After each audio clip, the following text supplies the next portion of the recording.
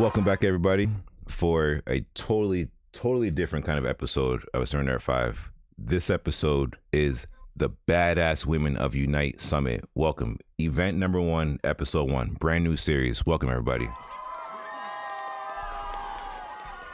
I got my man Random Moss with me. What's up, Random? Yo.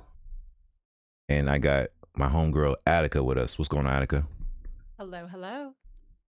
Yo, this episode is gonna be really great. I'm really excited for this, and I'm not nervous, but I'm nervous. But it's a cool event because it started as an idea for a one-off kind of thing. Get as many female content creators on the show to discuss certain and various topics, but it kind of grew from there with a lot of positive energy and the minimal small energy, negative energy from some other folks. And we created a new idea, and we said instead of just a one-off episode, we can make this a monthly thing.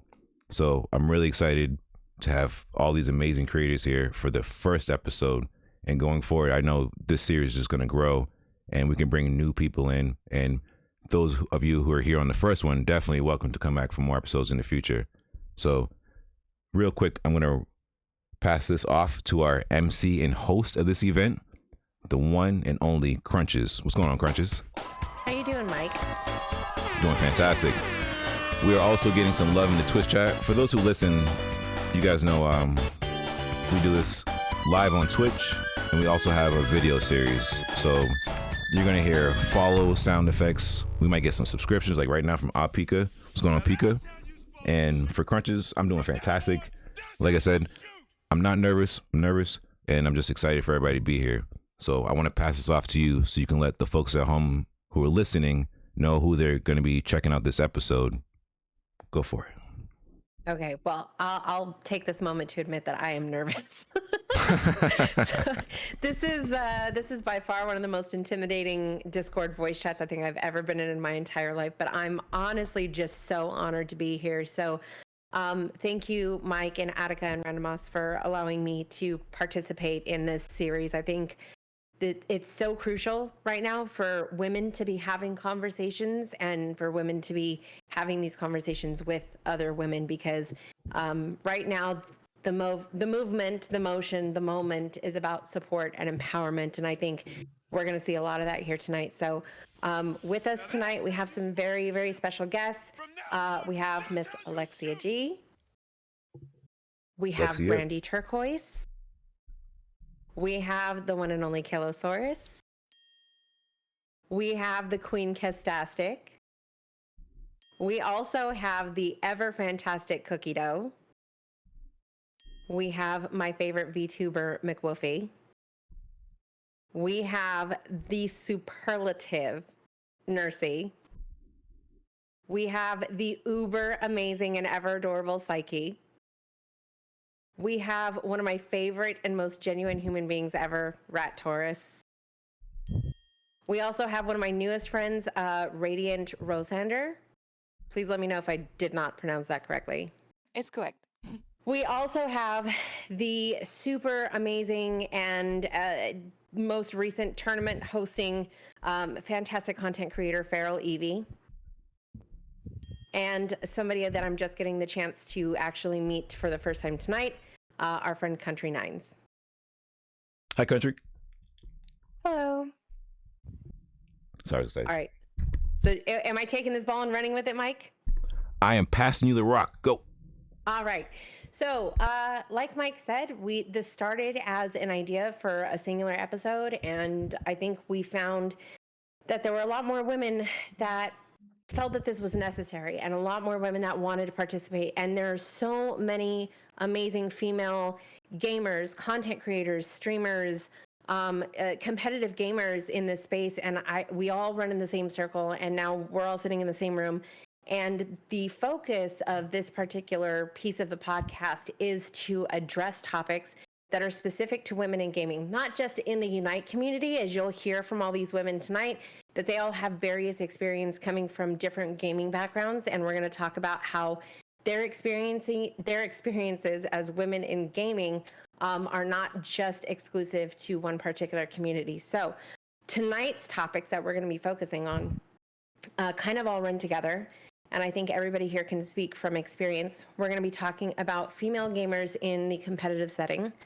We're also going to talk about the sexualization of female gamers, and then we're going to round it out by talking about breaking down stereotypes and just coming together for the purposes of empowering each other under the guise of girl power. So starting off, I'm sorry, you guys, I'm so nervous. Oh no, you're good. You're doing fantastic. Okay. So well. Oh my God. Okay. Fantastic. Yeah, you're doing Okay, awesome. good. Everybody in Twitch chat's yeah. loving this. We're loving this here. Like, I think we're getting into it. Remember, you're a queen. You Or- didn't stutter. You're killing it. Yo, Stream Deck. I love sound effects. Yeah, when you guys make good points, I got sound effects. Trust me. Yeah, you didn't start it once. Damn. Okay, good. Okay, so let's start with tonight's first topic, which we're going to talk about female gamers in the competitive space. There was a little bit of conversation before we got into this piece of it over what constitutes a competitive space. Is it being a member of an esports team? Is it competing in the UCS and AOS Cup? Is it simply participating in ranked right now, which is a strain on most people's mental health? Sasha and Comfy. So what we're going to do is we're going to have a roundtable discussion. We're going to let all of these ladies here kind of give their take on it. But I would like to start with Rat, who I know is a member of a competitive gaming team. And I would like to talk about what some of your experiences have been, and specifically focusing on what you feel have been some of the obstacles that you've had to overcome as a female gamer in the competitive space. All right. Yes. Okay. Well, really, just to kind of know where I come from is I played Overwatch for like religiously for 6 years, and I only played ranked. I didn't play like competitive esports, but I would play competitively, and I was on the mic constantly. So that constitutes over to playing on this new team. So what happened actually originally from all that is I've gotten a lot of feedback and been told a lot that, you know, I'm a support and I get carried to masters or get carried by whoever I'm playing with because I'm a female and that's the only way I can move upwards in elo. And that has been told to me over and over the years. And I've been in the esports community for about 12 years now. Not esports, but like online community. And just starting out in the competitive scene, I actually was going to apply. I applied for a different position on another team as a support. And it was a beginner spot. No, on a pretty big team. And I ended up backing out because I was so not confident in myself because of being told that I'm not good enough because I'm being carried. And it made me not confident. And so now I went to a different team, which I'm totally grateful for. The situation ended up happening as I talked to some other female, and I got put in as a sub, and I'm on a sub team, which is allowing me to get more experience. But I like looking back, the big reason because of me not getting the main position or even trying for it was the anxiety around being told I'm not good enough because I'm getting carried. That because I play support and I prefer support, that I'm not good enough to game because I'm not playing the shooter and I'm not playing the ADC and the carry. But you're the first person they yell at if they go down and there are no heals. Yep. It's And definitely usually the first person targeted. yes. That too. Oh yeah, definitely. I mean, it's the squishy in the back roll, and I'm used to the call outs and being the person who does the call outs and everything on there, but on my new team, it still carries over. It is a male dominated team, and it still carries over even into that because I don't want to not overspeak them, but I don't want them to think that I'm, you know, bossy. You know how it is. Think I'm coming in there with big pants on. I think you touched on something extremely large there, and I know that Psyche and I have had this conversation about women feeling the need to shrink themselves down in the space of men where gaming is concerned. And this isn't just exclusive to gaming, but when we talk about being on a male dominated team as the woman, we're usually afraid to be assertive. We're usually afraid to speak on things. We're usually afraid to establish boundaries or speak up on the things that we're needing in a particular situation. Kelosaurus, as a content creator, do you ever feel the need to shrink yourself down ever? Like, do you ever have any of those experiences where you're in a male dominated space and just kind of feeling like maybe your voice isn't appropriate at that point in time? Oh, yeah, definitely. I suppose it's more just being more cautious about what I say or just what we say as women, in a sense. I guess, you obviously don't want to say the wrong thing, and you want to make sure that I don't know. I guess I mean, everybody's opinions and everything are going to be different, but like even then, just sometimes it's a struggle. Sometimes it's your head's racing in terms of. I mean, at the moment, my head is racing in terms of trying to think of what to say. You're doing great. You're doing great. Slaying it. Yeah, Slaying it. but yeah, I mean, of course, just like with anything, I don't know whether that's just to do with self-confidence, lack of self-confidence, or what like that, stuff like that. But obviously, Twitch has helped that immensely, which I think it's relatable to a lot of people. It's helped out a lot of people's self-confidence in that regard, and I don't know. This is a tricky question. I'm nervous. Brandy, what about your experience? I haven't played competitively, so I'm not sure about that aspect of it.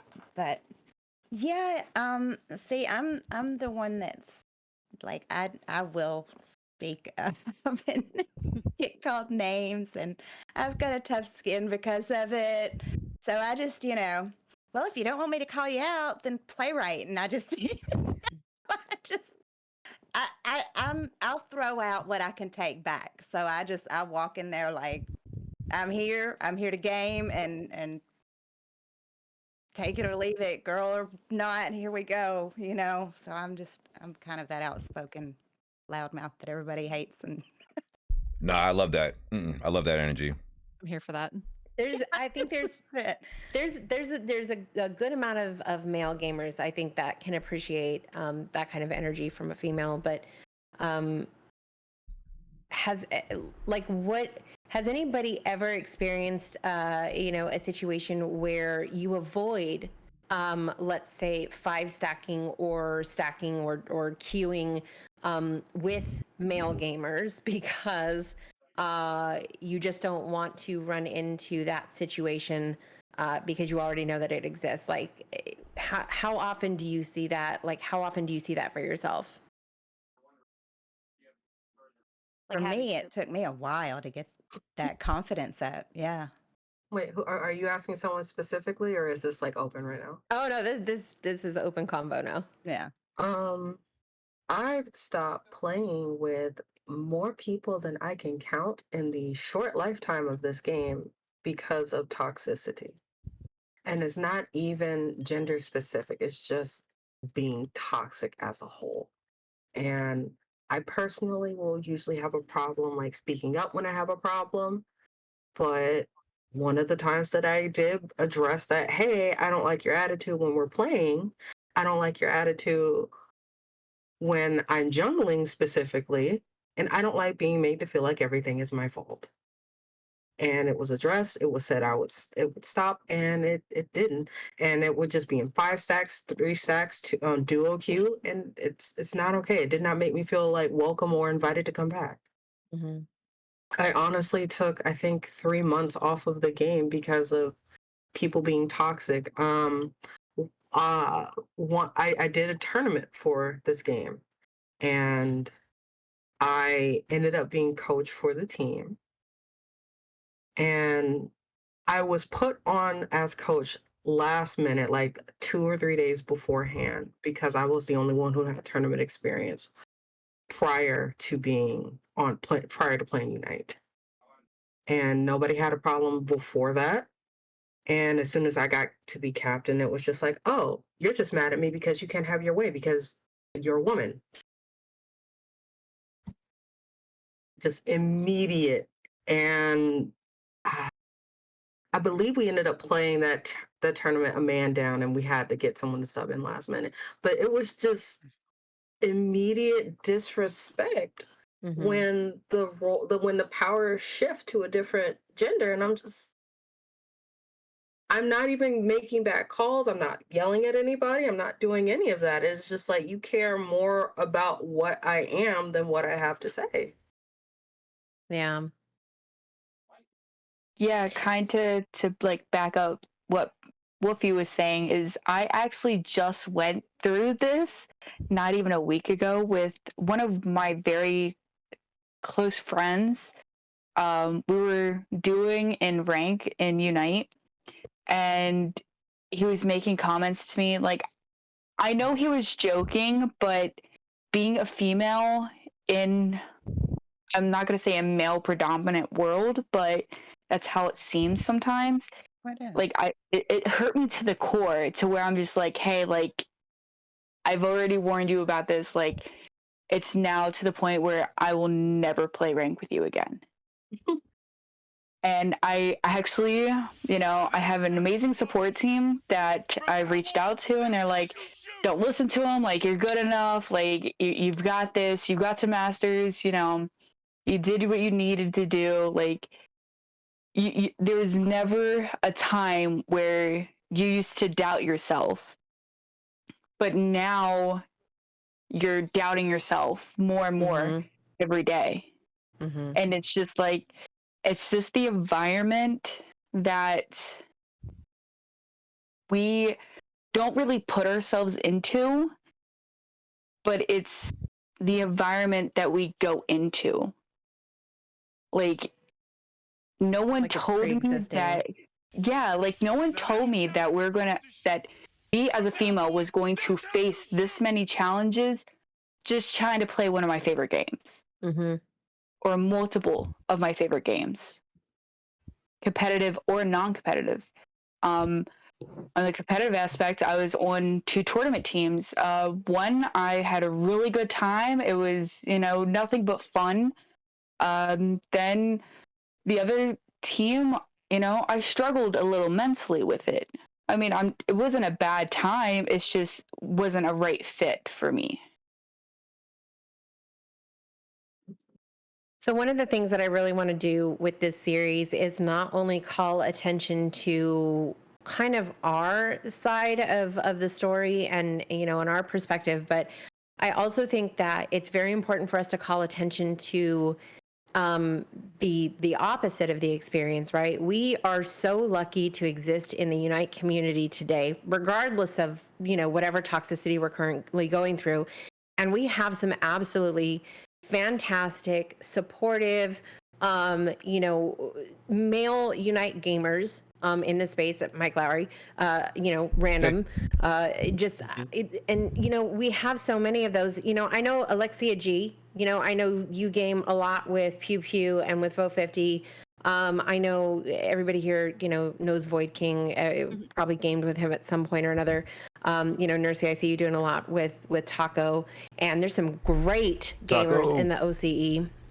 But I would like to not just share. We all know that the female experience can be, really trying, but I'd also like to shine some light on positive experiences that we've had as female gamers in the Unite community that might be the opposite. So let's take a moment to hype up, the gamers that get it, that girls are here, and that we're we're really good at this game. Let's just call it what it is, and that we deserve to be in this space. So I'll open it up to the floor for anybody who wants to kind of speak on their positive experiences in the Unite community. I have definitely have two specific people that immediately jump to my mind. First of all, I personally have a lot of experience like solo or supporting. Scolded not only is just an insanely cracked gamer, I'm not a super competitive player. He gives me every chance that I can to like not only strut my stuff and duo queue with him, but every time that I'm in a like clip with him, he makes sure to acknowledge the fact that like a carry would not be a carry without a support. He always tags me and stuff. And that is very important to me. But also on the other end, I don't know how many of you guys know Harambe. It's We like love GK Harambe. Love Harambe. Harambe, I love. Harambe's goated. He's amazing, and the first time that I ever decided to like step out of my comfort zone in a duo trio environment, he let me jungle, and it was huge. Like now I'm doing it. Like I'm jungling a lot. I'm getting to play my attackers, my whatever. And Harambe, I personally think it was a huge part of that because he supported me. He was like, he didn't care that maybe threw a little elo. I'm not gonna talk about that, but he just like allowed me the space to keep going. And I think there's a lot of circumstances where and like Crunch has said, we tend to shrink ourselves down. We tend to just kind of like conform as women to certain roles or like quiet ourselves because it's easier than to argue with like 4 men in a 5 stack. So it is certainly just so empowering to have even just one guy like rooting for us. So yeah, I want to shout out Scolded and Harambe because they've both given me a voice in different ways, and um, it's just been so empowering. And they don't even know it; they're just being normal dudes and like cool. So Yeah, I would like to add to that too. Like, if I could shout out anyone here, like, there's a few people that do come to mind for me, and that's Taco, Smash, and Mitch. I always have nothing but great times with them. They never make me feel anything less than who I am. Like, they play with me, and every time I join them, I always have fun, win or lose, even, and it's nothing but great times. Like, Taco was one of the first guys to actually reach out to me to put me on like an actual competitive team. I was like, oh snap! I was like really, really nervous, but he made me feel, so welcomed and like just a great part of the team. I have nothing but like just the utmost respect for those three guys. And Smash, of course, he's always checking in on me, making sure I'm okay, popping in during stream, and if I'm looking a little upset or something, he'll DM me, "Hey, you doing okay? Something wrong?" He's always a good friend, checking in on me. And Mitch just being himself, dude. He's a nut, and we love him, but Mitch is always there for me too. Yeah, oh, go ahead. sorry. No, you're I fine. was Go ahead. I was gonna say, Pika, like all Pika was a really great friend when I got to his circle and everything. And from there, honestly, playing with Pika kind of built my confidence with jungling and stuff because I didn't have a good time jungling with random people at all. And then from there, young CEO and everybody at the company. Because if it wasn't for me finding his channel, I probably wouldn't be here. That's how I And met Wolfie. Yeah. yeah, and B Quinny coached me, and he said he's willing to coach me again. So I'm 100% down for that. I'm thankful for the chain of events that got me to a point where I met all of y'all. Yeah, and to go exactly with what Puppy was saying, like there's so many people that come to my mind, like Mike. I know it's gonna sound cliche, but Mike, Pika, Lean, Liz, Johnny Noms, Johnny VG, like they are my go-to people when I'm having a really rough day because Mike showed me confidence in new Pokemon because there's been times when I would go in and somebody would pick my Pokemon like right off the gate. And I'd be like, Mike, I don't know what to play. He's like, just pick a character. And he will sit there and he'll be like, look, you got this, you're good. And then like Liz helps me with support. I don't play support. I play mostly special attackers. So like so many people that I've played with helped me and actually build my confidence a lot with 3 main characters, and I just absolutely love them and cherish them for everything that they have helped me with in building my confidence, to helping me with new builds, just kind of like showering me and not making me feel awkward or an outcast. I appreciate the kind words. It's kind of scary cool to hear people say in these past few weeks how like I've been a positive person in their gaming time online. So thank you very much. I didn't prompt her to say that, by the way. I didn't pay her. You know what I'm saying? Appreciate it. I'd like to interject. We need to also have a round of applause for Mike for putting this together and for hosting this, because you are also one of those positive people who are creating spaces like that for us. Yes. Heck Yes. Heck Thank you guys. Yeah. Appreciate it. Yes. I'll hit the own applause for myself. There we go. All right. But hey, everybody listening and those listening, watch this on YouTube. You guys heard Nursey say it. She set it up. So thank you. All right. So Is one of that the questions I do want to ask, you know, and I'll start with Nursey. We've had our fair share of, you know, we have our fair share of toxic moments where women are being forced to basically shrink themselves, and then we have these amazing gamers on the other side that kind of hype us up, you know, and help us be larger than life. What do you think we're lacking, or what do you think we need, not just in the Unite space, but maybe in the gaming space overall, for women to have more equal footing? Like, what do you think is necessary? Ooh, this is a question. Yeah, Um, this is a I may Well- have a long-winded answer.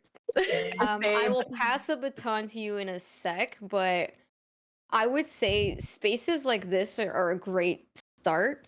I feel like we just need more confidence in our, like, we need to not shrink ourselves, like what we were saying, and just play the game. You know what I mean? Like, if we weren't shrinking ourselves and we just, because like for me personally, it always feels really good when somebody's on the mic talking crap the whole game, and then I do something, you know, just a little old blissy ult to change and flip Ray, and then we win the game. You know, you gotta show them at that point, right? So you just gotta play with confidence, right? And then that's really it for me. That, like, that's what would hold me back, is if, like, whenever I'm not playing confidently, or if I feel like I'm having a bad day, that affects the way that affects my performance, that affects me having the confidence to reach out for tournaments, for teams, whatever it is. Like, oh, do you want to duel with me? All that kind of stuff. Like, lately, if you've seen, I've been solo queuing a lot because of that, right? Because when I was on a 5 stack, and I love playing on the 5 stack, like, nothing to do with that. It was more so I was in my head a lot about how I want to see if I can get to this certain elo by myself. I want to see if I can adapt by myself and not feeling like I'm carried, right? And that's kind of what I've been doing lately. And it's that mindset that I've had that was really holding me back. It's just playing with confidence and just being confident in yourself and not shrinking like what we were talking about, right? And I think spaces like this help build that confidence, because you start to share experiences and start to realize that, oh my god, I'm not the only person feeling this way, type of thing. You got your little hype group going up in here, and then you feel a little better. Yeah, there's a hype train going right now. I apologize. I haven't had this happen since Thank you my guys birthday. for gifting all the gifts to Mike. He deserves it for creating the space. Thank you. Really crazy. I need to update the audio so when we do podcasts, the sound effects don't mess up. I'm sorry, but wow. Thank you everybody for supporting this show. It's an amazing event. For those, like I said, listening on the audio, because I know there's a bunch of you on Spotify. I really appreciate that.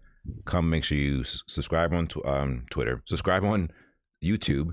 That's the nerves, and support all these creators here, and watch this video all the way through, and make sure you follow their channels and subscribe too. Back to y'all. Sorry. Okay. Nursey, I 100% agree with you. We do need to have more confidence in ourselves when we go to do things in these male-dominated spaces. Confidence, I 100% agree with.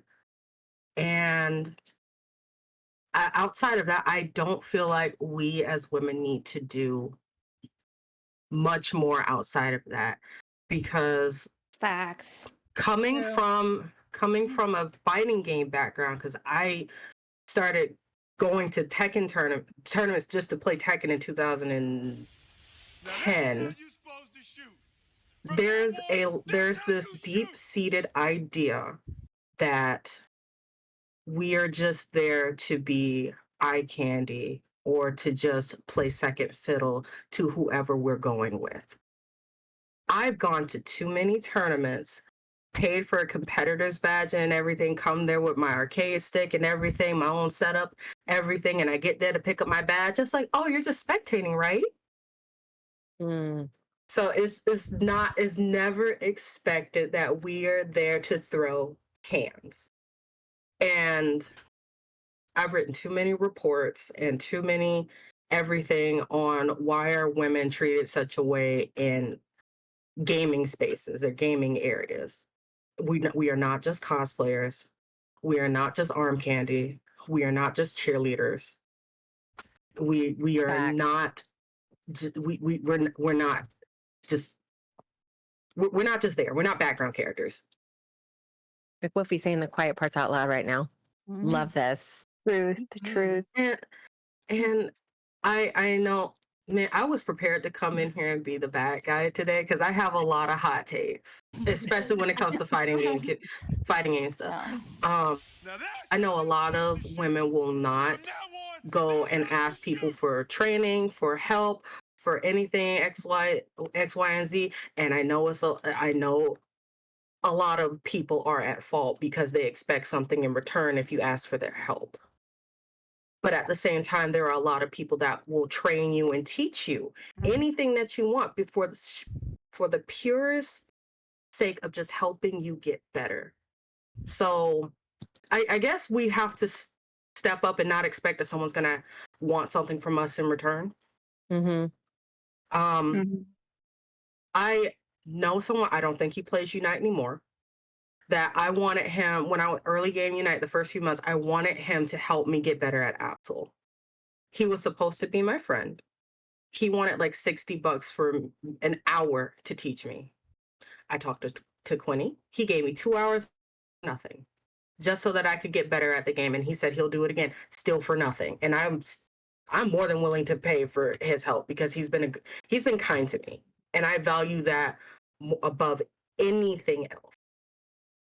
We can't be afraid to speak to someone male presenting that is male, whatever the fuck at this point, if we need help. Because you can get good by yourself, but you can't get better by yourself. Amen. Truth. Truth.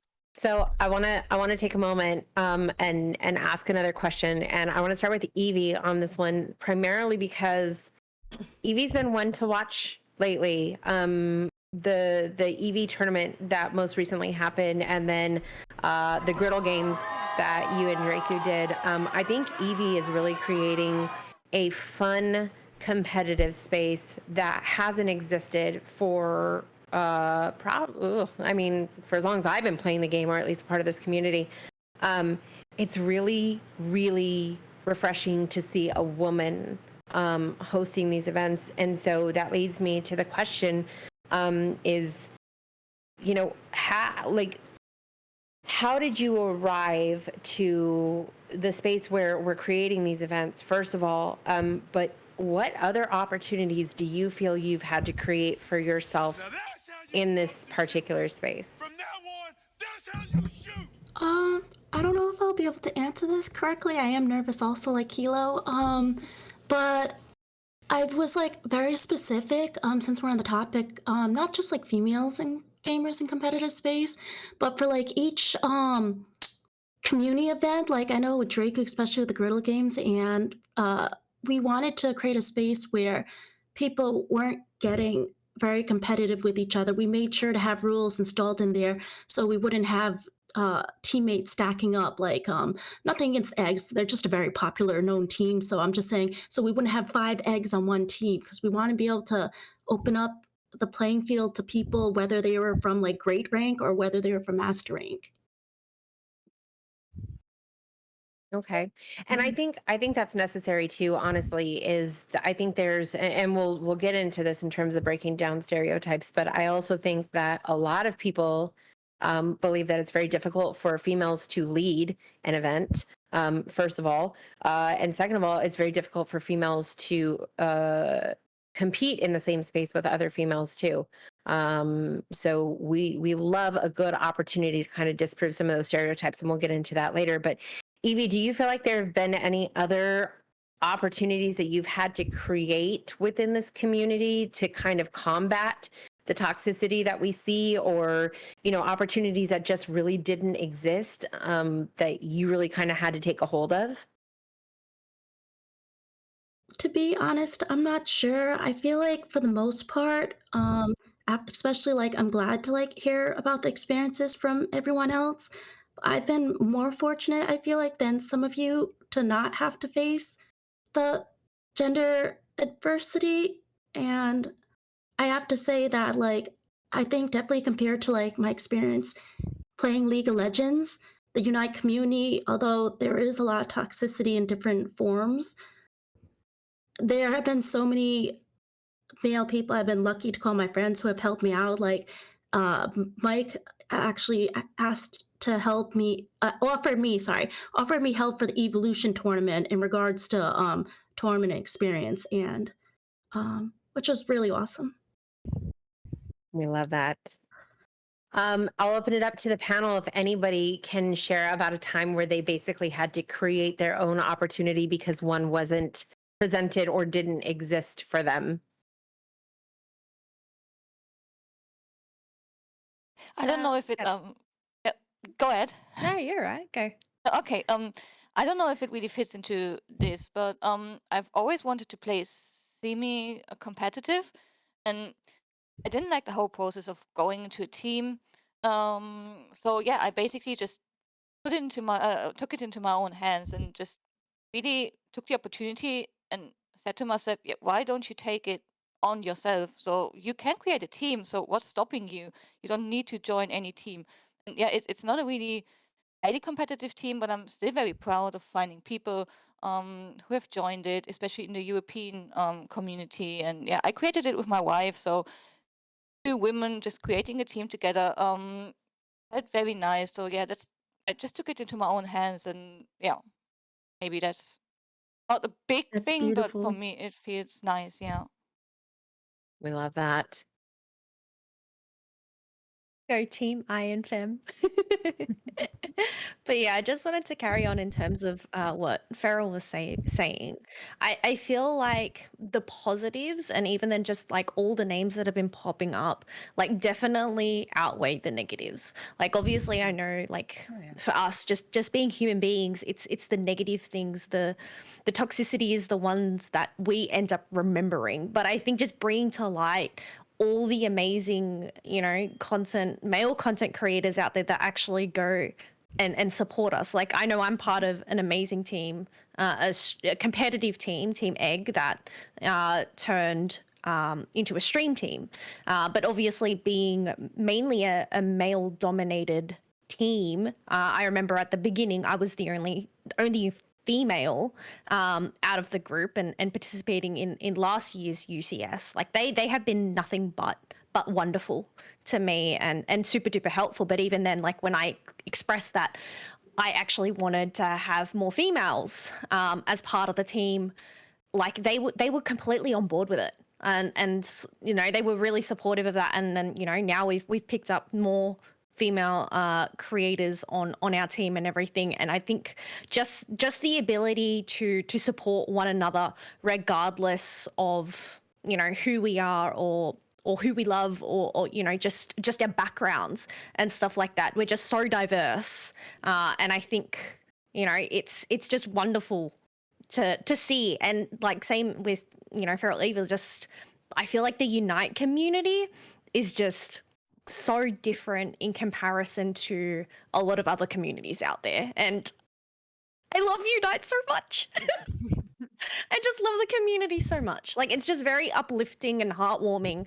And I know, like, obviously with just recent dramas on Twitter and social media and everything, just to see everybody band together and support each other, even though, yes, there's those, those single few that obviously, don't exactly create a nice space, but I think just for everybody to stick together and turn it into a positive, turn that negative into a positive is a huge thing to do.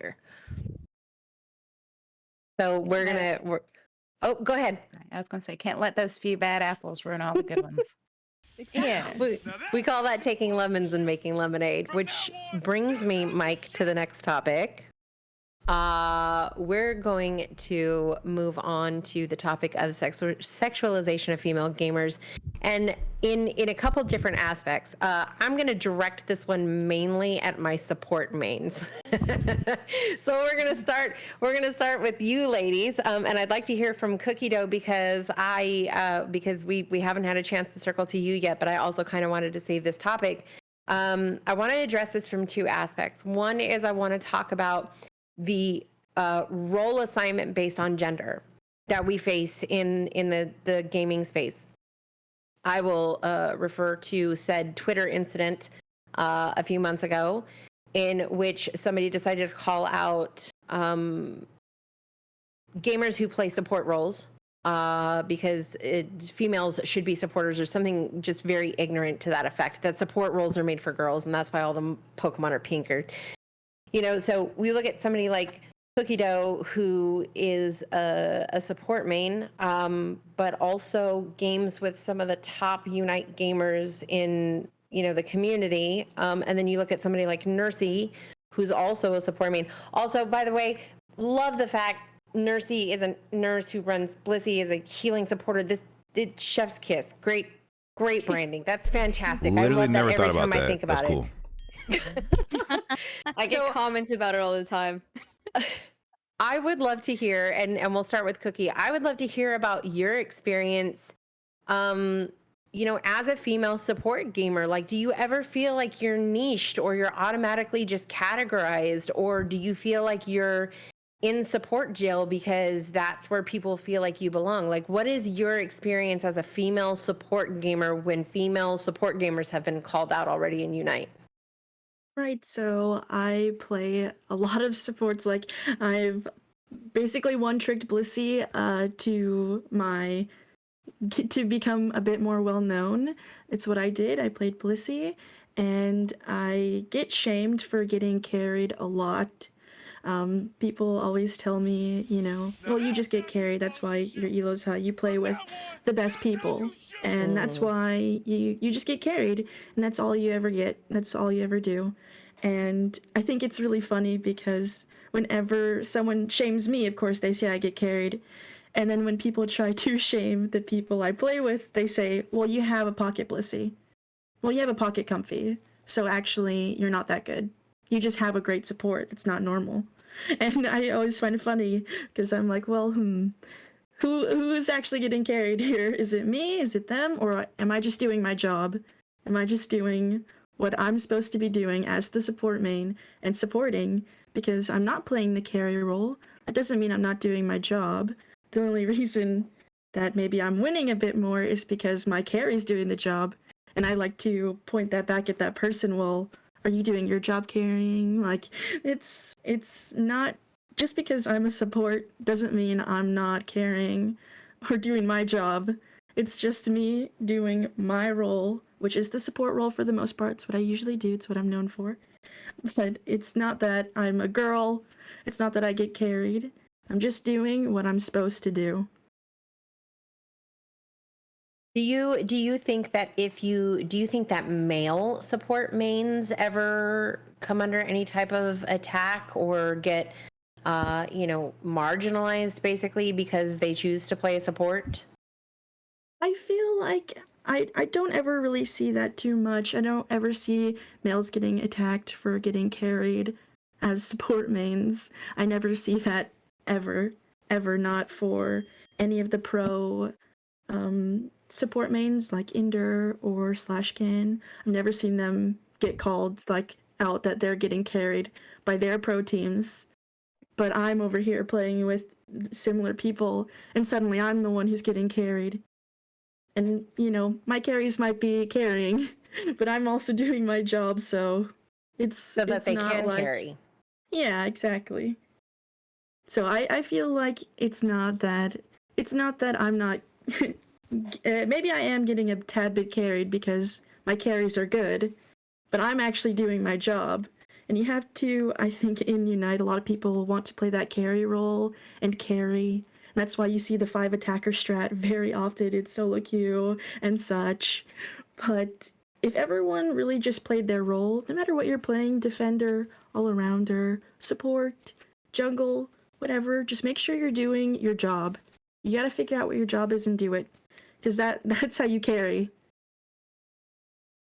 Nursey, I'm gonna ask you real quick, just because I've seen you go through, your Venusaur arc, and I think you had a Glaceon arc at one point.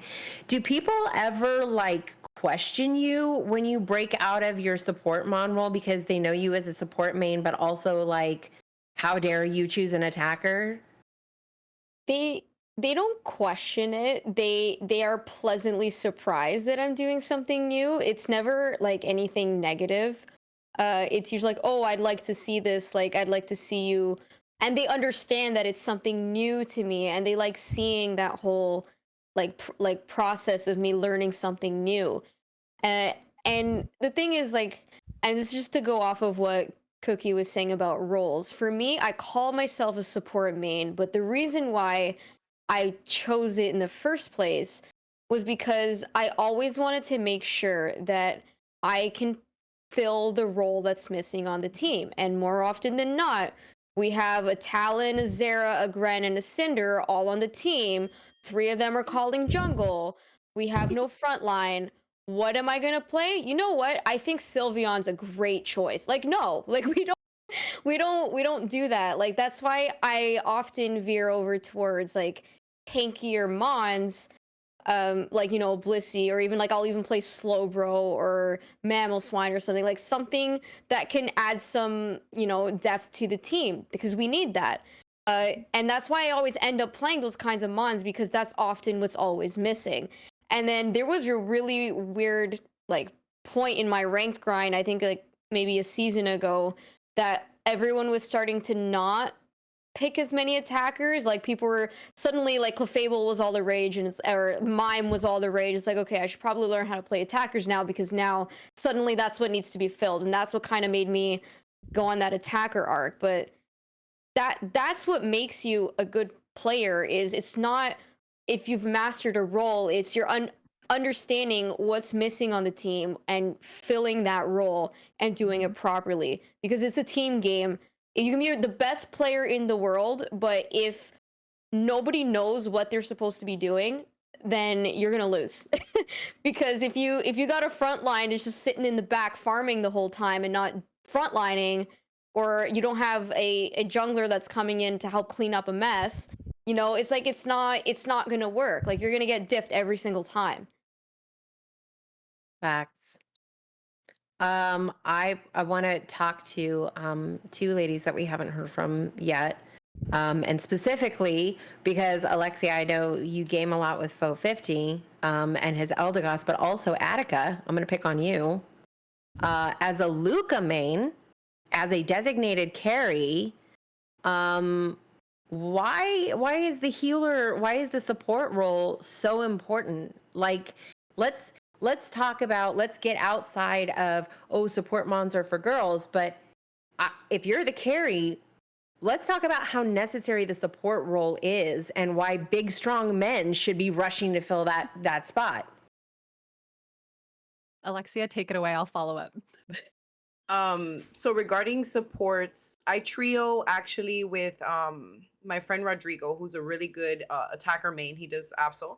And then my friend Pew, who is he does Comfy, he does Clefable, he's a really good support. And let me tell you, just watching them, the attacker is nothing without a good support. I think Nursey said, position is everything. If you're a range attacker, you're not gonna be in the front. If you're a defender, you're not gonna be in the back. Definitely position is everything, but I think a support and defender role is so underappreciated. That's my opinion. I'm going to agree 100% with that. And I know, yes, ESP Luca, that is my main. but it didn't used to be. I started with A9, Garchomp, Venusaur, but all of the guys that I played with wanted to play those characters because they did well when I played them. So I was kind of forced to flex out. But I suck at playing supports and tanks. So I really extra appreciate everybody that plays supports and tanks because I can't handle it. I don't know how you guys do it. Your patience, your abilities, your amazing choices for positioning, when to engage, how to keep people alive. I'm not capable of that. That's not how my mind works. But what my mind can do is apparently look at little blue glowy things under people and bounce all around and, you know, try to kill them all. So that's how I function. And let me tell you how much easier that is, especially in this meta with all of the CC everywhere. If I have a good support, say I have a safeguard Blissey, suddenly I don't have to rely on nerfed full heal. Excuse me, Timmy. Why? Why would you ever do that? Suddenly I don't have to rely on that because E-Speed doesn't really give you iframes or unstoppable or anything like that. So I need a support. I need a tank to engage, to put all of those abilities on cooldown so I can jump in. And I need a team to follow up, which again comes back to that support, comes back to that tank helping with that initial engage. So I've said it a million times, I'll say it again here, but the game is unplayable without a good support and a good tank. And especially since I can't play either, thank you so much, support mains and team. I love you guys. And flex mains. Screw it. Thank all of you, because I can't do it. Thank you to all those mains. And real quick, thank you to Zerafia for that tier 1 sub. But Attica, you're definitely right. This game really is unplayable without supports. Oh, big time. Big back time. crunches. So I want to touch on what you said about flex players. So I and this might just be like, this is a question sheerly out of my own curiosity because I have so many fantastic female gamers here. A lot of you guys know I did my Femme Fatale 5 stacks the last couple of weeks. And what was interesting was putting together a 5 stack that filled a complete comp because it seemed that there's not a surplus of female all-rounders. And so I'm wondering, based on the experience of the panel here, is it a choice or is it that the stacks that you run with typically don't like male-dominated all-rounder space? You get what I'm saying? Like what is your experience with that? Because I'm curious as to why I feel like there's such a shortage in terms of female flex and all-rounders specifically. So I just wondered if the panel could provide any insight, maybe for my own morbid curiosity. I didn't know that there was a shortage of female flex or all-rounders. But then again, I tend to end up being the flex main. I would say that typically the reason for that would be people just want to do damage. And this group, I would say as a whole, like I'm not saying everybody, but this group in here has enough knowledge to know when to switch and when to play the correct role. So we don't get the opportunity to always play what we want to play, which would be the all-rounder or the damage. I want to do damage. Yeah, that'd be fun. That'd be cool. I want to throw hands too. That's what I'm trying to figure out. Yeah, I want to win as well. And if that means I have to play Clefable again, I'm gonna play Clefable again. When I started playing with people, I went through like Reddit and different Discord servers, and I was trying to just be a jungler and just be in the jungle 100%. And I got pigeonholed into playing Wigglytuff for almost the rest of the first season and into the second season. And I just didn't get an opportunity to really play all-rounders until recently. But I'm at a point now I can take anybody into the jungle, and I know probably some of y'all will frown at me, but I'm 100% a Zacian main at this point. But it's on brand. We still love you. Nobody heard that. Personally, I will only don't judge like silently. all-rounders. I don't think I could play an all-arounder. I don't want to be a Machamp. I don't think I could ever do that. It's not something. I don't think the all-arounder role is very attractive to me. I would much rather be a cute little Pikachu or something like that. You know what it is, if I could interrupt? I like playing from far away because I typically am a very passive player, but when I am told to do damage, I have the biggest forehead ever. I'll just end up inting the whole time. So asking me to play an all-rounder is like, oh, you can't attack from far away, so you're gonna have to go in there and just not die. It's like, no, I can't do it. Like, that's why I'll end up playing, if I were to go attackers, I'll play guard, I'll play Sylveon. Like, I will play anything that I can attack from like 4 miles away so that I have at least a chance of surviving. Maybe we should like play together because I need to be in somebody's face and you could just be. Okay, so hear me out. We do an all-rounder 5-stack. Oh my goodness. Don't we need another ranged all-rounder to make that a little bit more balanced? Nah. All Hey, right. Blissy's a melee character. This is my favorite all-rounder. Hey, real quick, I want to jump in. Pick whoever It's you're pretty diving cool. and everybody run in and throw hands. Yo, for real. I love diving and throwing hands. It's pretty cool to hear all you talk about your different experiences and the different characters and mindsets. I have learned in this past 2 seasons alone, like, I'm a melee character. I can't stand ranged. So it's cool to hear someone say, I prefer ranged. And I think maybe with conversation, if people who are going to talk, they could find ways to play together. Because I think people might lobby together and they might have like countering play styles, if that makes sense. But back to you guys. Yeah, no, if anybody just plays ranged characters, please stand behind me so I can go Unga Bunga. Right? That's what I'm saying. I got you. Help me, Unga Bunga. We have covered. Yeah, got to. I love this. What is I Unga love Bunga? I gotta hear this. What's Unga? Unga Bunga is just go throw hands. It's the sound that Serena makes when she stomps. That part. Love it. There it is. Yeah. So let's flip this topic on its head for a minute. And I will let whoever wants to speak to this because I know that this is going to be one of those hot button topics that we're going to talk about. So what I'm doing is basically doing a topic sandwich, right? We're going to get into something serious. We're going to get into something light. We're going to get into something serious. And so this is the topic that I think it's very important for women to speak on. And we've been talking about women not taking up space. And I kind of feel like a lot of that lends itself to the hypersexualization of female content creators. And I think somebody touched on that earlier, where they want us to be eye candy. Like they just want us to be hot, like just, women should be seen and not heard kind of thing. And I think that's kind of the age-old adaptation. But I'm looking at a voice chat full of amazing female content creators who are all very strong, very outspoken, have a lot of drive, each and every one of us. And gaming is not the only thing that we do, so there's a lot that we carry. But do you ever feel like, because there is such a focus on hypersexualization of female gamers and the expectation of, females to be treated basically or objectified if they decide to, let's say, be a little bit more open or a little bit more, casual about really letting who they are kind of exist? Because let's be honest, at the end of the day, every single one of us is human, right? Women should not be the only species on the planet Earth who have to be one way in public and one way in private. And so a lot of I'm very, very outspoken. We will just put that out there. And that's because I've had to shrink myself in so many spaces before too. I'm just sick of it. Like, I don't have the time for that.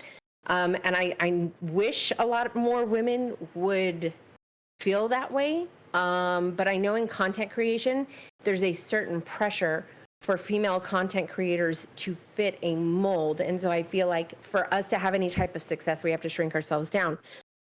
Do you feel like there's another version of yourself that you would be, you could be, you wish you would be, or do you feel like there's anything about the space that kind of stifles a little bit of who you are? And I'm not even talking about like, we're going to go full on, hot tub streaming, playing, Unite in the background kind of thing to get viewers. But at the same time, like,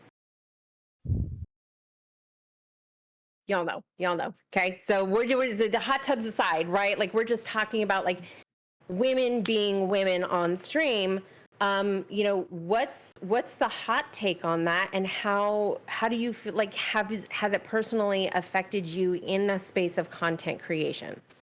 Yes. Oh, Yes. yeah, Yeah, 100%, lots of 100%. comments. Yeah. Oh, that was a lot of responses. Okay, I wasn't okay.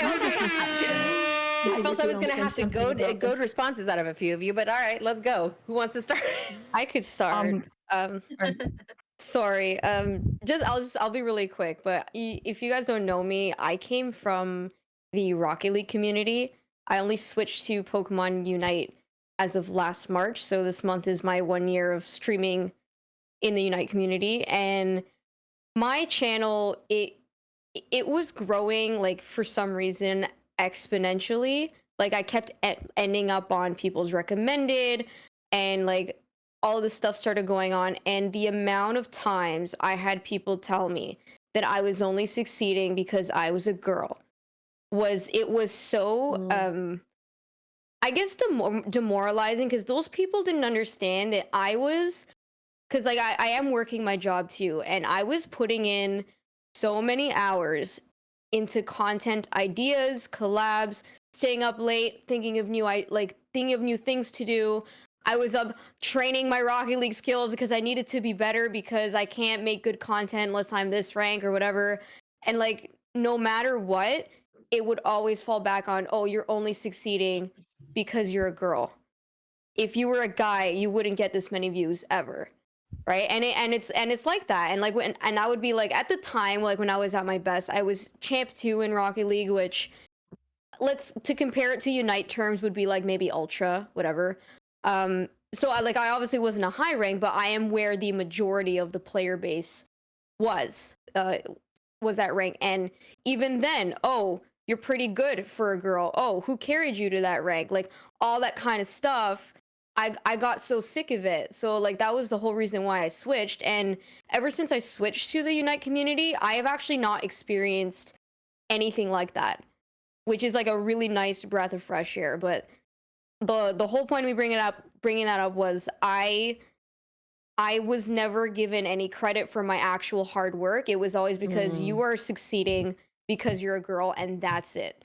Which makes me feel like anything else that I've actually done, it's completely irrelevant.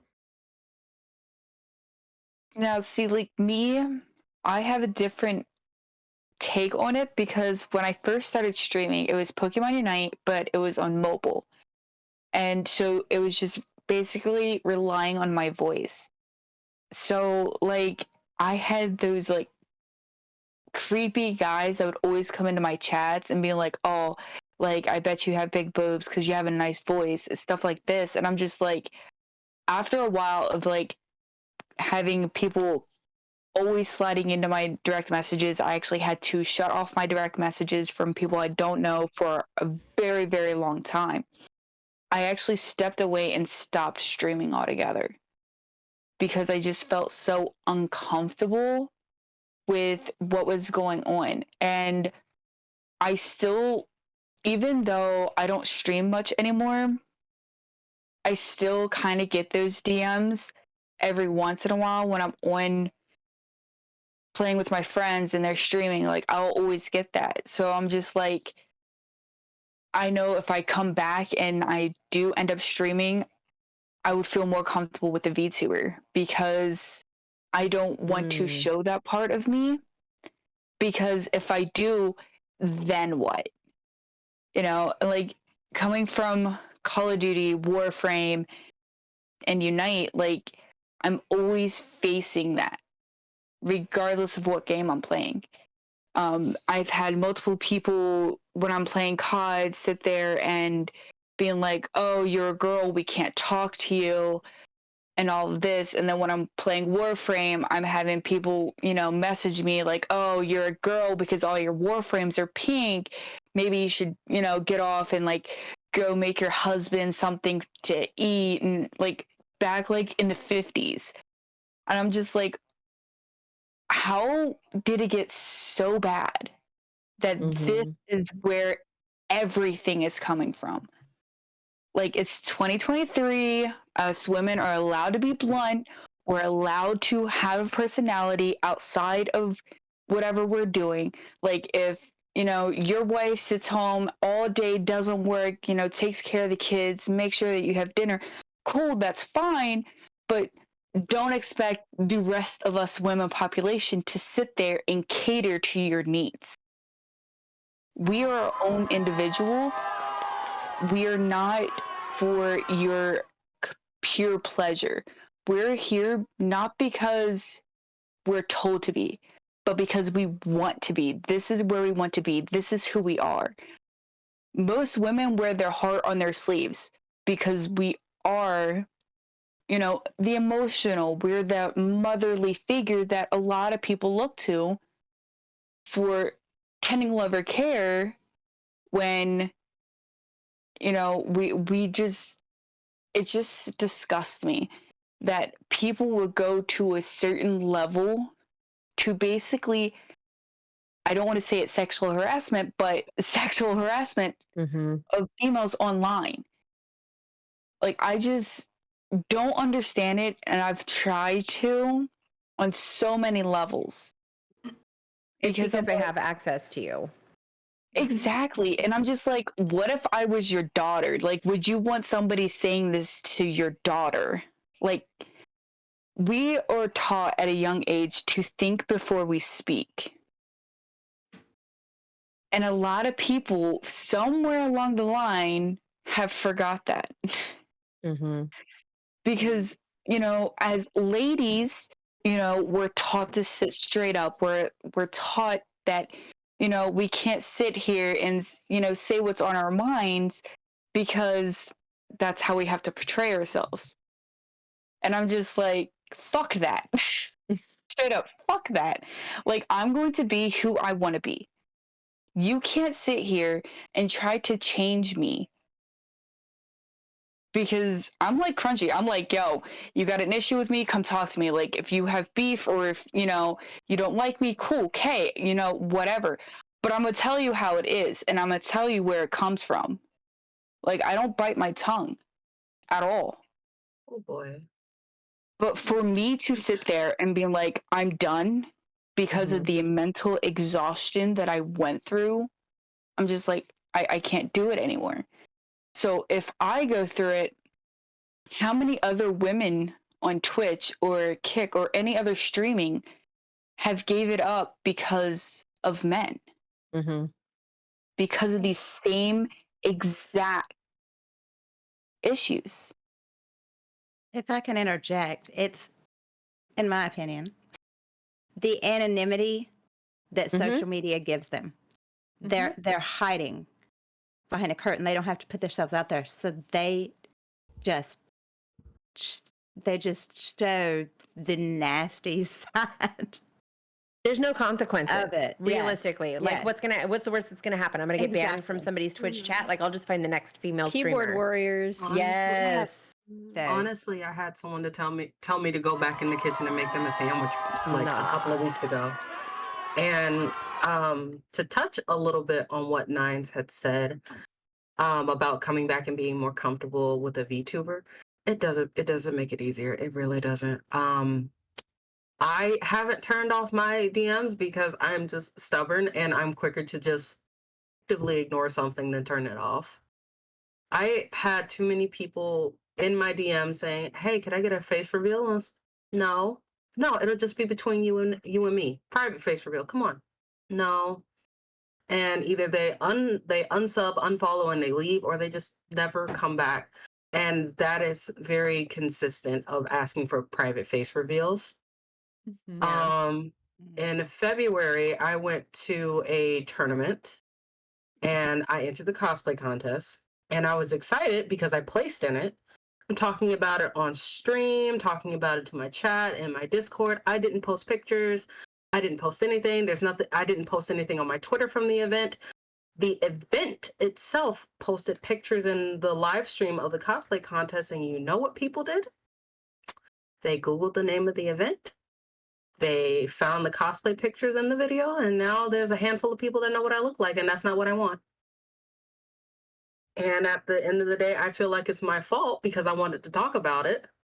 and I could have left the name of the event out, but who am I to expect people to go that deep to go scrub through like a 3-hour video to find a still or the frame where I was in it on stage? I And think the biggest thing for me, and this has been solid across all the female content creators that I've had the pleasure of being in the chat box with, I feel like people treat us very differently across the board than they would treat a male content creator doing the same thing.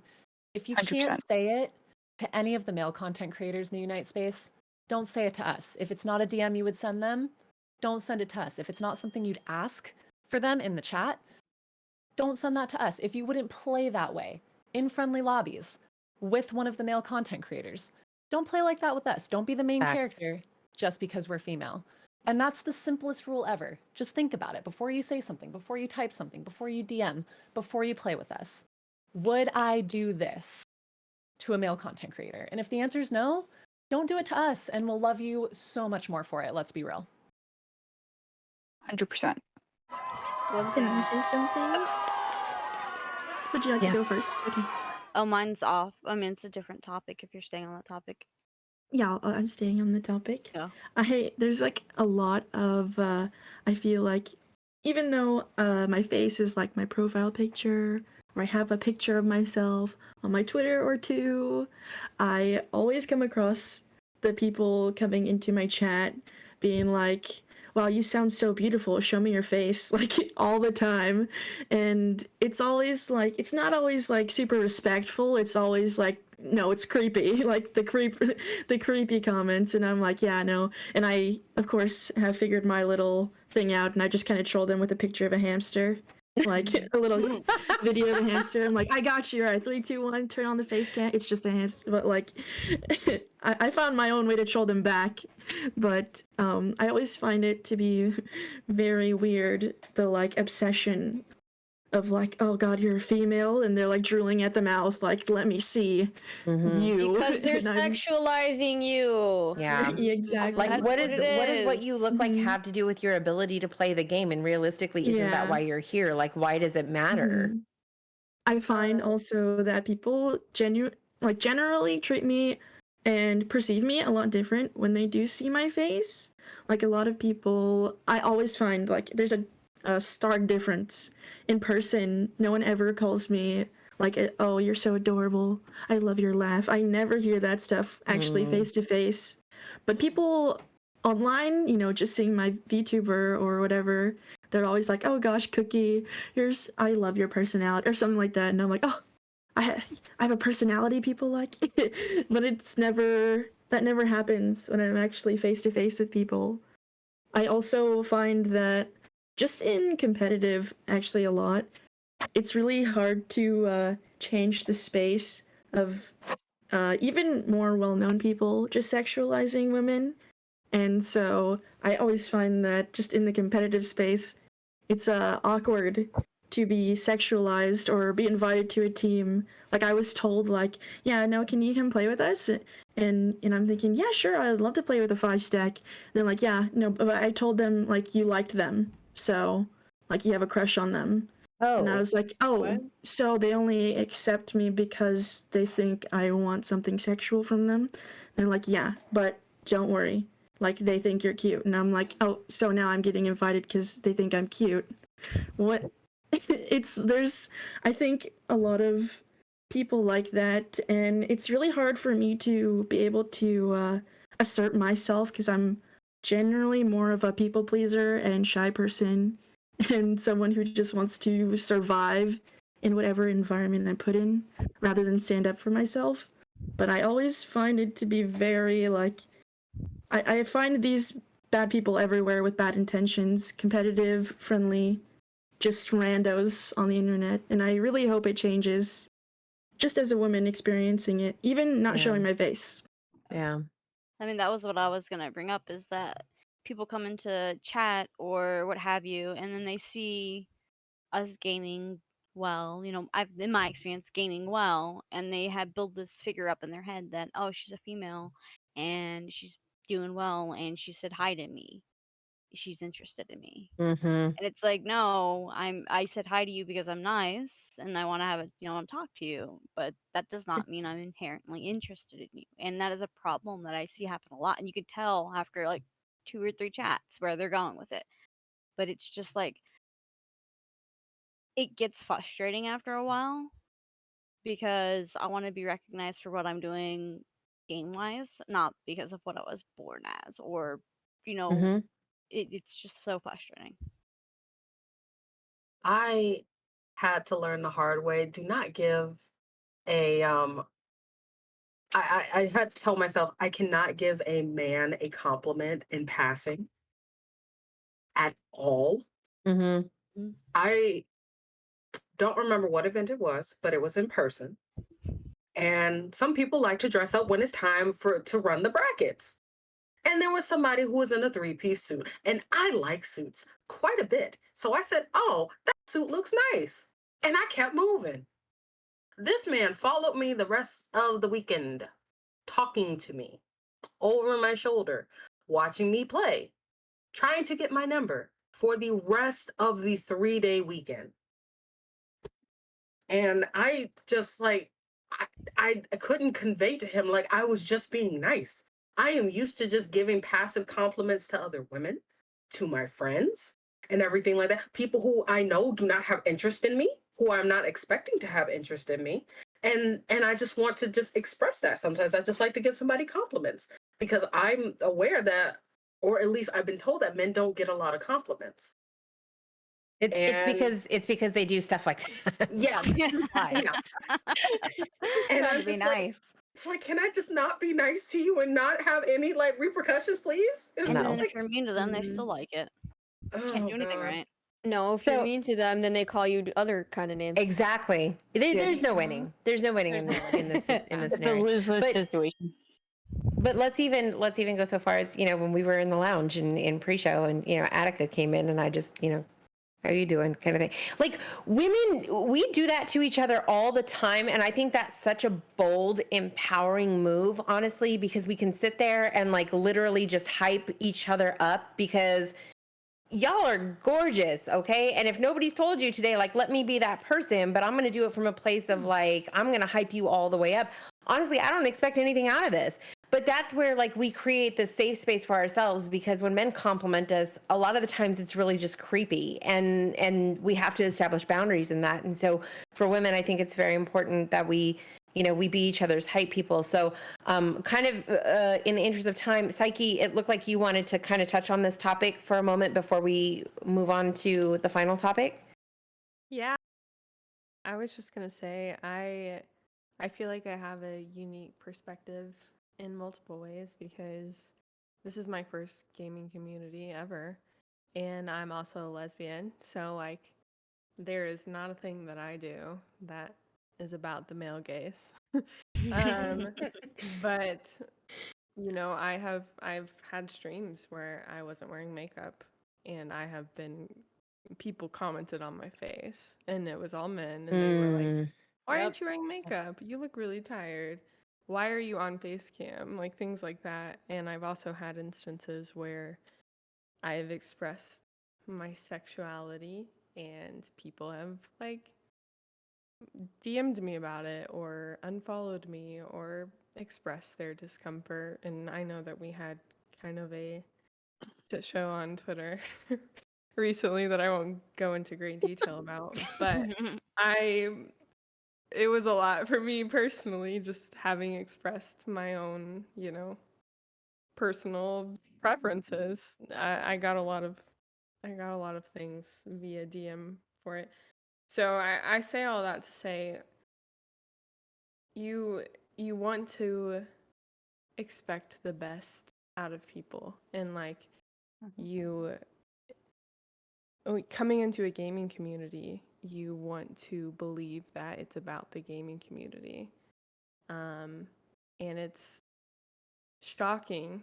And I think my perspective might be a little unique, but it is very shocking to see how many people once you express that you're not interested, back off. You suddenly lose your jungler, or top lane carry. Like, it is so stupid because it's a game, and you don't Exactly. think that me having a feminine preference, like, I didn't think that there were people that I was gonna lose in this community, especially because it's Pokemon. Like, we really cater to a lot of people. So I didn't think that so many people were after me because of how I looked or because I'm a woman. But it's I very felt that. shocking. It's despite wanting to have that confidence in your sexuality, it's difficult to digest at times. Mhm. So I do commend the amazing men in the community, because I'm not saying that they don't exist, Yes. but it is, you'd be surprised, I think, those of you who don't have to deal with being a queer person in the community, how many people write you off because you are a little bit different. Can we take Yeah, a I mean, moment? yeah, what I wanted to say is, as a bisexual woman and openly admitting on stream and to everybody, that I'm married to another woman, it's been very refreshing. In my early Unite days, I actually was pretty much hiding that I was a woman, so I never hid that I was married to a woman, and I never denied that I was a woman, but people assumed I was a man, and I didn't correct them. So there was always this kind of protective bubble I tried to keep Mm. up, and it took a very, very long time. Actually, thinking that it's okay to admit that I'm a woman, I'm worthy of playing with people. So, yeah, it's been very tough in the beginning, but being open about this is very, very nice in the end. Yeah. Hey, Crunches, can I jump in real quick? Yes. I just gotta hit this sound effect. That really makes my stomach twist to know and hear Rosa say initially people thought she was a man and she had different treatment until they found out that she Yeah. wasn't. That's so fucked up. It is. By the way, we cuss on the show, by the way. That is so fucked up. I just gotta say that. Damn, man. Sorry, Rosa. That's crazy. Oh, I've been being too PG. No, let go. Let loose. Let loose. Yeah. Please. Yeah, It I was made a sure of that before cuzzy. the episode that we did. In the interest of time, I'd like to. We have so many fantastic women in this panel, and honestly, like I did my best to make sure that everybody got, airtime. But honestly, I feel like these are conversations that we could have for hours upon hours, and I think each one of us really lends something to the space. But the important thing is that Mike gave us his platform to have these conversations, and the seeds have been planted and the conversations have started. So what you ladies have done here tonight, what you've offered up in terms of your stories and your vulnerability, and you're willing to be open in this space, I think is very vital for the community. So what I'd like to do is, Mike, if we could, topic 5. What I'd like to do is, for each one of you, in closing, we're going to basically just give a statement of what we think, girl power and breaking down stereotypes in this community means to us, so that everybody can kind of get a chance at, just speaking their final piece on the topic of female empowerment in this space. And then I'll pass it back to Mike to sign off. So Alexia, we'll start with you. What equality? That's all I ask. Like, me, in my opinion, I just think women should be just as equal as a man in any setting. Because I film for a living, and even then, I'm judged. So in any aspect that it's a male dominant career, it is what it is, but it shouldn't be like that. Attica. So I think the big thing, we have a lot of supportive people that are, especially here in chat right now, and I know we've all had the pleasure of meeting them. Help us too. So if you see somebody acting up, if you see somebody out of line, if you see somebody in the community kind of promoting what we've been talking about here, help us by being somebody that has another voice than just us. Because a lot of the time, you guys know I'm sassy. If you guys see me on Twitter, you know that I'll get downright mean. I'll meet people where they are. But on screen, it's harder to do that because you don't want to ruin the experience for multiple people. So just being here, that's huge. But if you have it in you, if somebody's coming in and being disgusting, help us out just a little bit. Make sure that they know that this is not the community for it. And that is the biggest thing. And then for us as creators, I've just stopped filtering as much. If somebody's acting up, I'll call them out on Mhm. it. I'll call them out with a smile, which I don't want to have to be smiling when I say it. But be you, embrace who you are. We spend so much time on cam. Be you. At the end of the day, don't screw over your mental just trying to appease a bunch of people that aren't treating you right. Like, go get them. Go get them. Yes. Brandy? Yeah. Attica said that so well. Yes. If you see them, don't be afraid to say, yo, you shouldn't talk to her like that, or yo, you should just cause. But yeah, I think in panels like this is all about, bringing us together, supporting each other, lifting each other up, building community. And as Alexia said, just equality. We're there to game. Let's game. Let's get it. Let's do it. Don't change anything. Let's just go. And if I fail, I fail. If I win, take it. Let's go. That's just just me being sassy, I guess. I just Love want to it. be there to play. Kilosaurus?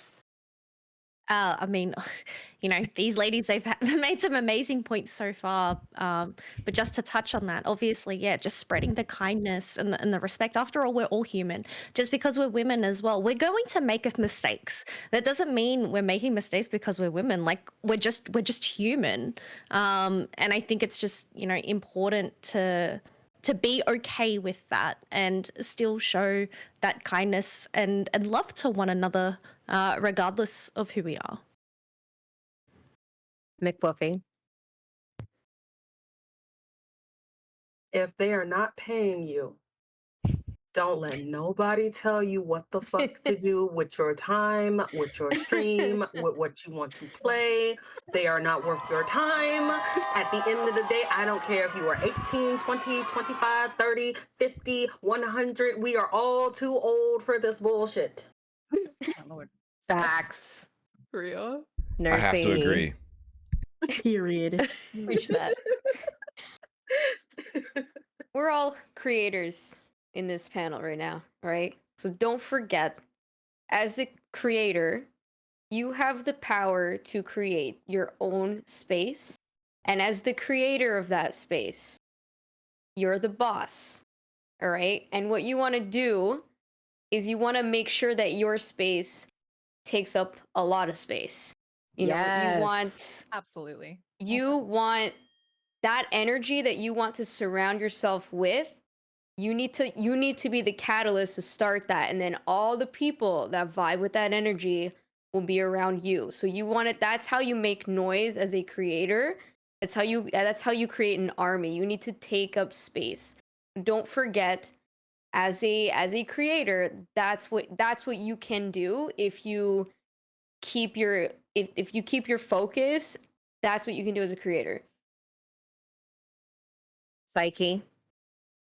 I agree with everything that all of the amazing women have said, but as one of the queer women on the panel, I want to say that not everything that you know about women has to do with the gaze of men.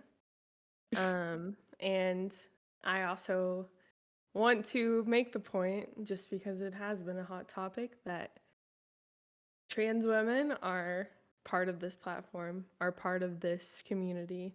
Trans women are women and deserve the voice that we all have in this community. So, gay women, trans women, straight women, all these women deserve to be heard.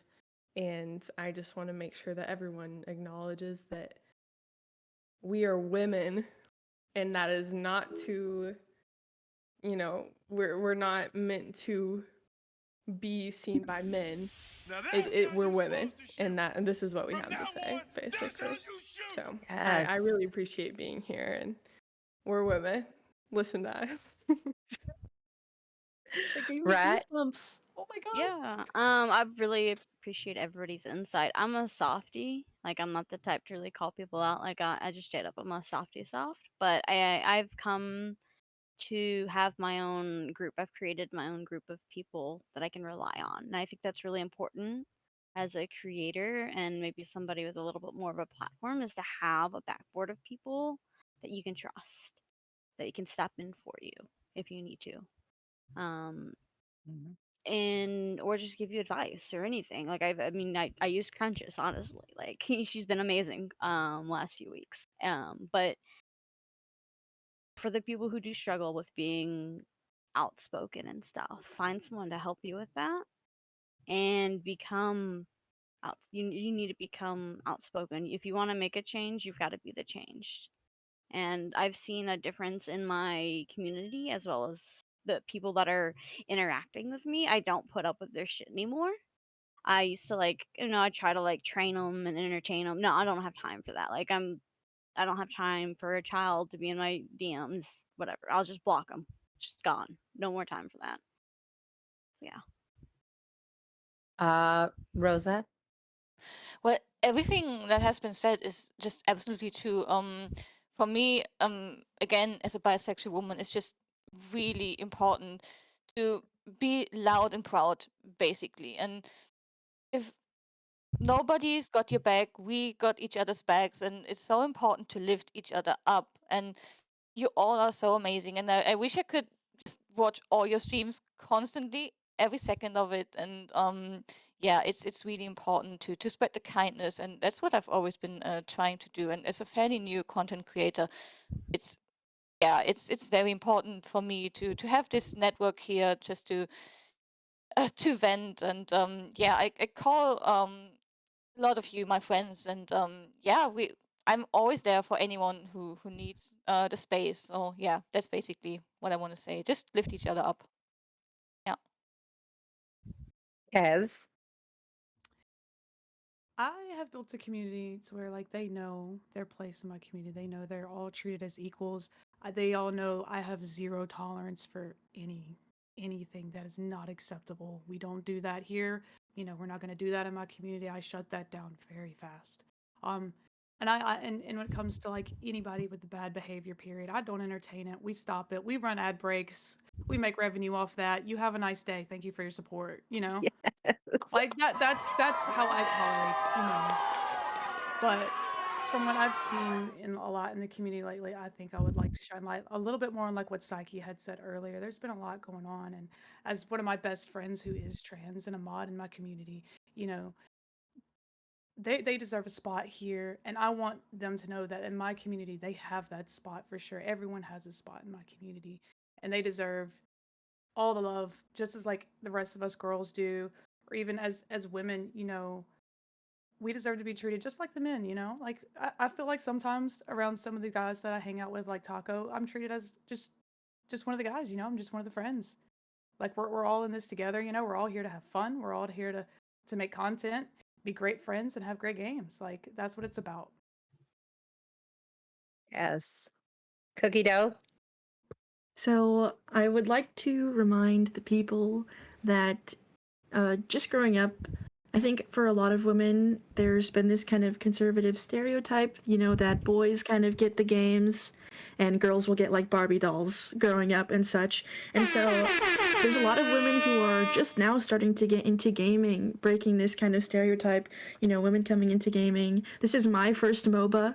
And so I had to figure things out, and I want to encourage, boys who have played, League of Legends for 15 million years already before I have played even 1 year of Pokemon Unite to be very nice to us, because this is my first MOBA. I don't know anything about the meta, what a meta looks like, what even the roles were supposed to look like. But we're all coming into our time right now. We're just learning. Women, some of us are just learning how to game. This is my first MOBA, and I will learn eventually, even though you have 15 years of experience on your games. This is my first year, and I'm just trying to catch up, so please look out for us, just trying to learn, and let us be accepted, even though we are just learning. Yes. Nines?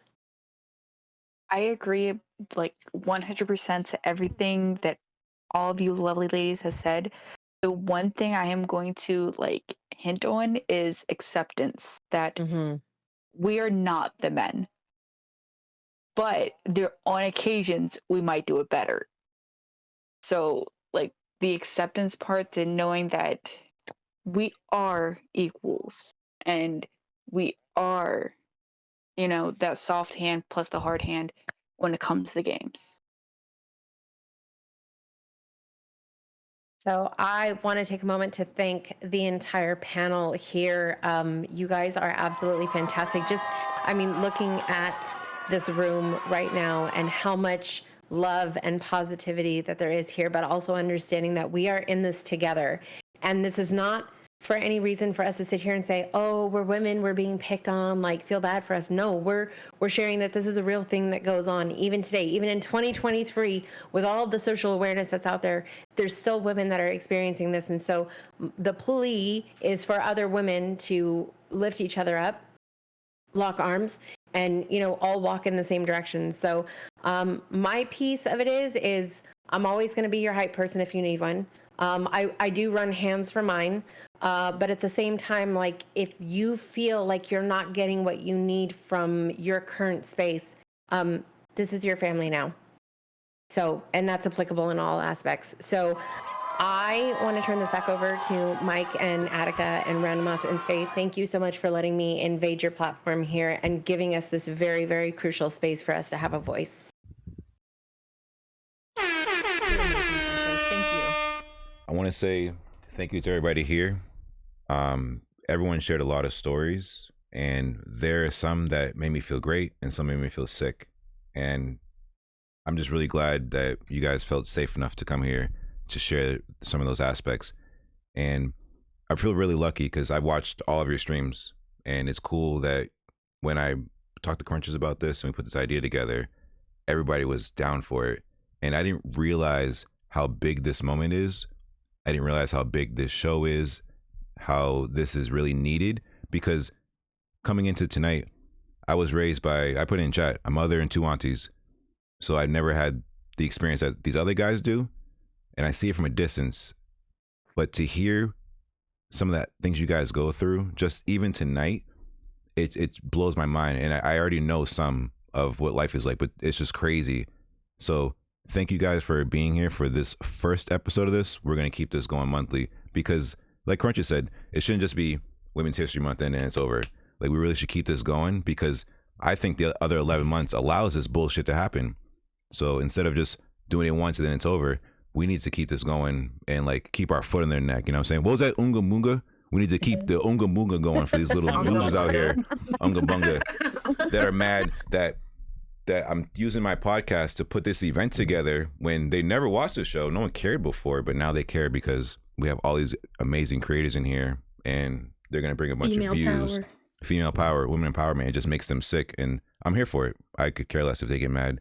I hope they watch it and they enjoy it because it'll get us views, and we'll just keep this going. And we have a lot of people in chat tonight supporting. So this is amazing.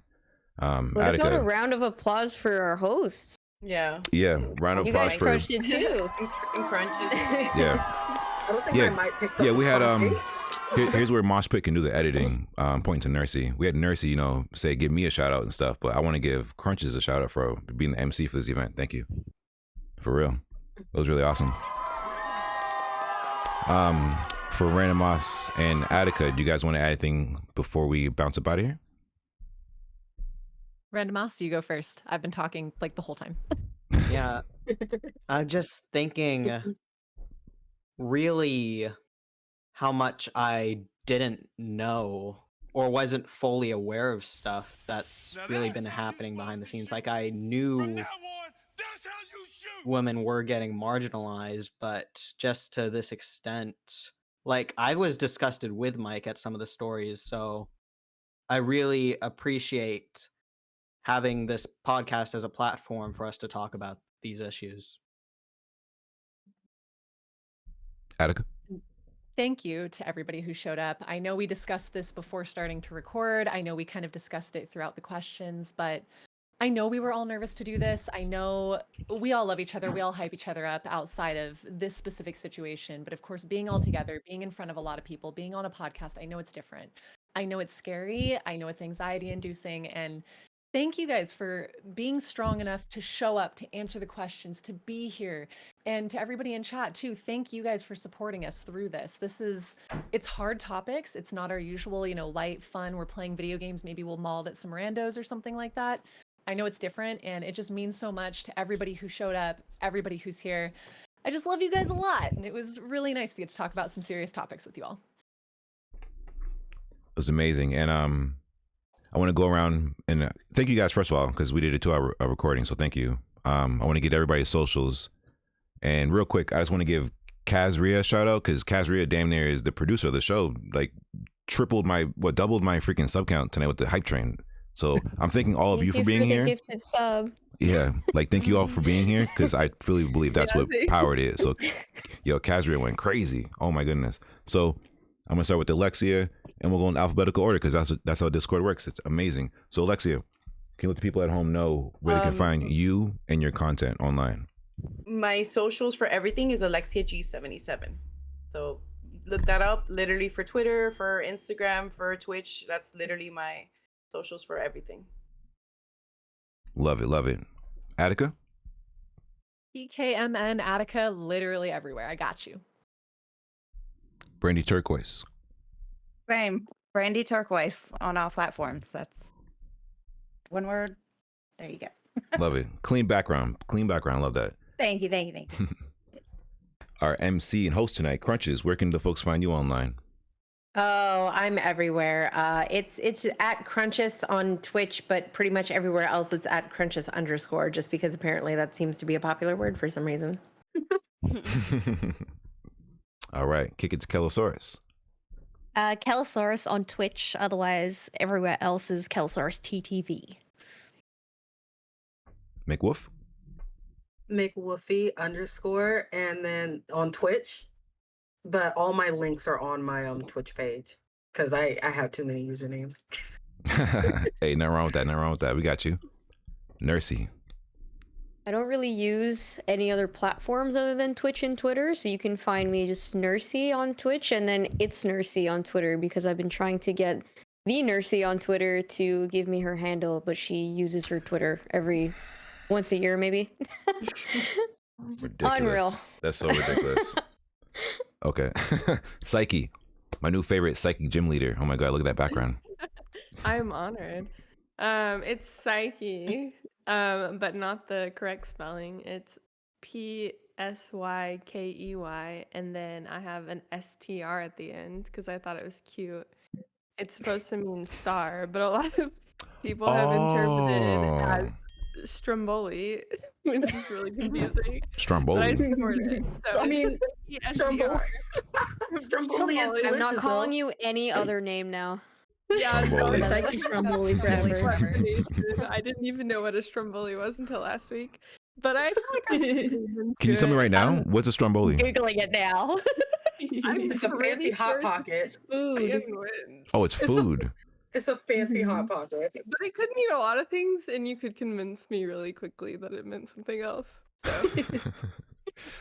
But SDR, star, streams, Stromboli, Wow. So I feel dumb because Nursey is a nurse who plays Blissey and Heals in Psyche's star. I never knew. I thought it was like, I didn't know what it meant. I just look at it. I like psychic Pokemon and I like stars. Hey, I'm yo, a simple I love girl. it. I'm with Easy. it. I'm with it. All right, Rat Taurus. What is that? Straight out of Compton? I see that sweater. Loving that. Something like that, yeah. Where can the folks find you? You can find me at Raterus_, either on Twitch or Twitter, because the regular name was taken. So I'm an underscore gamer. We don't like that. We'll get that back for you. I can't promise it. I'm just talking big. Sorry. All right, Rosa. Where can the folks find you and your content online? On Twitter and Twitch, I'm gonna go just by simply Radiant Wasander because apparently Wasander was taken and gotta radiate a positivity, right? So Right. yeah. I like that. Oh, that makes sense now. Okay. Look at these usernames. That's cool. All right, let's keep rolling through. I'm sorry. Pass over my man Random Moss. I'm sorry. Random, where can the folks find you? As the train is coming by, unfortunate timing. You can find me Random Moss, Twitch, Twitter, and YouTube. Nice. Love it. Castastic. Where can the folks find you? On Twitch and Twitter, it's Kestastic. I know my name could be a bit of a mouthful. It's not Kestatic though, but it is Kestastic. It's KESTASTIC. Pretty tough. Love it. And Yes, for short is easy as well.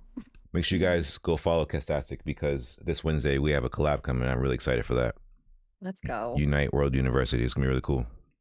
I mean, actually, real quick, sorry. I'm excited for that because I used to do those sessions sort of, and I had my Twitch title called Coach Mike, and somebody came in and said I was too old. Wow. Imagine. What? Ain't you like 25? I'm 35, but Oh. hey. Anyway, I heard that. I'm just kidding. I'm just kidding. No, but still, like, I can coach. Anyway, let's slide over to our favorite cookie dough. All right, I like to make it hard on all of you, and so my YouTube is Cookie Dough with a K, no space in between. Cookie Dough. My Twitter is XO Cookie Dough, and my Twitch is Cookie Dough YT. Love it. Yeah, those are the socials. Got to make them work. Make them work. I'm just kidding. And we got Crunchy Nines. Where can we find you online? Currently, right now, just Country Nines at Twitch. Love to hear it. And you guys can find me here. I'm sorry, who did I cut off? My bad. It sounded like both of y'all said crunchy nines instead of country nines. I also heard that. I'm kind of dehydrated, so I apologize. Country Nines. I'm from the country. I'm from South Carolina, so sometimes I talk too fast. Gotta slow down, but you know. What a coincidence. Yeah, love the country, you know. But yeah, for me, you guys can find me here on Twitch and on Twitter at Mike Lowry. Thank you guys for watching this show live. Everybody downloading this episode, watching on YouTube. Thank you to the panel. Shout out to Random Moss. Shout out to Attica. And we got a special sign off here. But before we sign off, there's a lot of folks here, so I think I should say this. This show was created by me playing duos with Miss Bombshell. So first, shout out to Miss Bombshell. And obviously that means I'm playing with a woman. And we used to dominate and beat the hell out of people. Like 20 games in a row, they kept surrendering. So it's literally where we got this name from. So we just decided, you know what? Let's call the show Surrender at 5 because we're just crushing folks right now. So really appreciate it. And I'm going to send this off to Random Moss to take us out.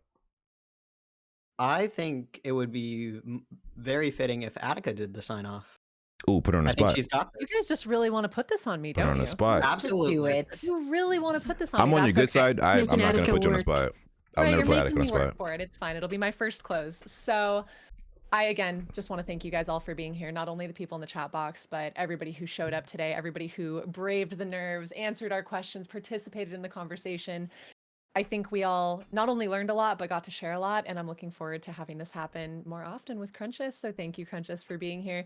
And of course, we already shared all of our socials and did all of that. That's usually what we do during the closing. So I guess we just close it out and we'll see you guys next time. But Mike usually does get this uploaded very, very quickly. So if you guys want to check out the YouTube, definitely do so. I know the last one was updated or uploaded by Wednesday. Yep, that's our new upload.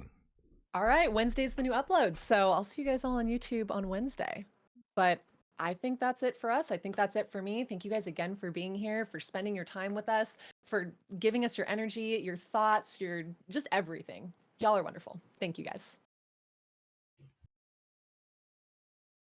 And if you see us online, surrender at 5. True.